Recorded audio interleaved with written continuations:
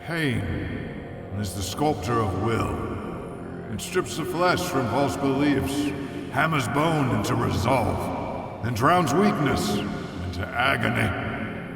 It whispers to the dying, offering power to those who do not flinch when the void stares back. The Jedi fear pain because they cannot master it. They numb themselves, pad their temples with lies of peace and serenity.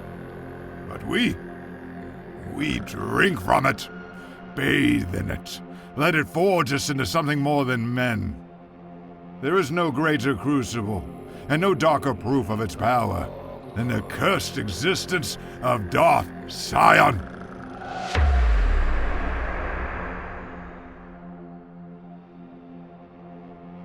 I apologize, Acolyte. I apologize for not preparing you for what you're about to hear.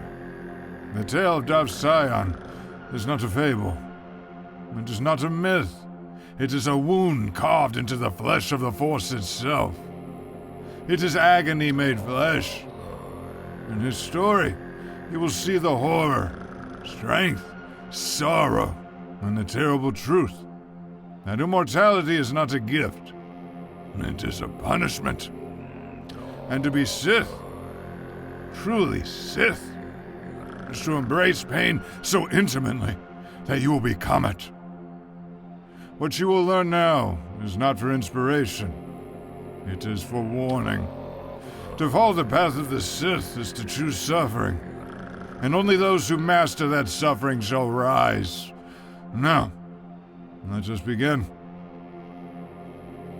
I have searched all of the great Sith archives, yet no information remains of Darth Sion's childhood. Darth Sion was not born. He was shattered into existence. A man of the Sith before he was a Lord, Sion lived during the Jedi Civil War and fought as a marauder under Exar Kun's lingering shadow. He was beaten, broken, and left for dead countless times. But each wound was a lesson. Each fracture was a prayer to the dark side. Where others saw failure, Sion saw fuel. He began to use pain itself as his anchor. His rage kept him alive. His body was ruined, his flesh cracked like old stone. But he endured, refusing death. He crawled back from the grave again and again, piecing together a life of torment. Sion rose from the gutters of the Sith ranks, not through strategy, but through horror. The dark side of the Force held him together, muscle, bone, and hatred. With skin like rotted leather, and eyes that never closed, he became known as the Lord of Pain. Not just because he endured it, but because he was it. He hunted Jedi like a predator tasting blood, and when he killed them, he did not do so swiftly.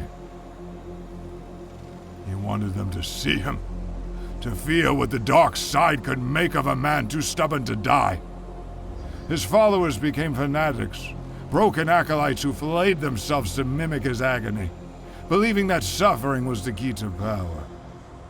Darth Sion didn't simply survive. He conquered death itself. At the brink of oblivion, he tapped into the darkest recesses of the Force. Pain became his lifeline. With thousands of fractures in his bones and wounds so deep they would have killed him, he forced his body back together again and again. The dark side held him together, bone and flesh mended by hate and fury. Each time he stood, the pain renewed him, not weakened, but reinforced. He soon joined others, alongside Darth Nihilus and Darth Traya. Sion, Nihilus, and Traya ruled from the shadows after the fall of Malachor V, consuming what remained of the Sith Order and twisting it into something darker. Traya taught Sion much. She taught him to think beyond pain to feel the whispers of the Force. But Sion was not made for reflection. He craved obedience and bled purpose from agony. Eventually, he turned on her, casting her from her power alongside Nihilus. They feared her vision, a galaxy without chains. When the Exile returned, Darth Sion answered the call. He ambushed the Republic vessel Harbinger, staging his own death to be carried aboard into a seemingly broken state. He rose from a Kolto tank centuries shattered and unrecognizable, to slaughter with silent rage. His victims discovered too late that the corpse walking among them was a living curse. Through whispered terror and surgical death, he took control of the ship and crushed the resistance aboard the Harbinger itself. Sion became obsessed with Meetra Surik, not out of desire, but confusion. He could not understand her strength, how she lived without clinging to pain. Her defiance gnawed at him. They crossed blades more than once, but no matter how many times she cut him down, Sion would rise again, mended by the Force's cruelty.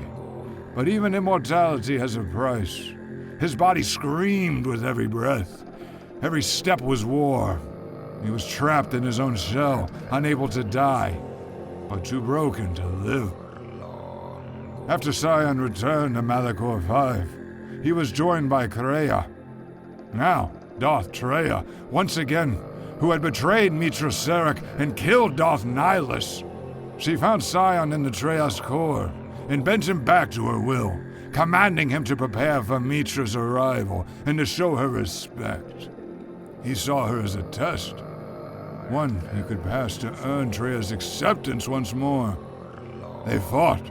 Again and again she struck him down, but he rose, unrelenting. Through the battle, she spoke to him, not just with the blade, but with truth. She told him that Kreia had never respected him, only used him. That true strength lay in letting go, not clinging to pain. Slowly, the weight of her words cracked the shell around Sion's heart, and at last he admitted the truth. His immortality was not power. It was bondage. In the final moment of clarity, Darth Sion relinquished the pain that held him together. He allowed death to claim him.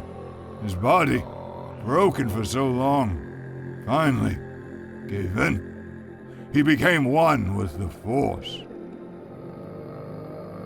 Do not weep for Sion. Do not envy him. His pain was his throne, and it crushed him beneath its weight. He clung to agony like a drowning man to a stone, and though the galaxy feared him, though Jedi trembled at his footsteps, he was always alone. Power without peace is torment. Victory without control is self-destruction. To live as a Sith is not to chase immortality. It is to understand its price. Sion paid it in full.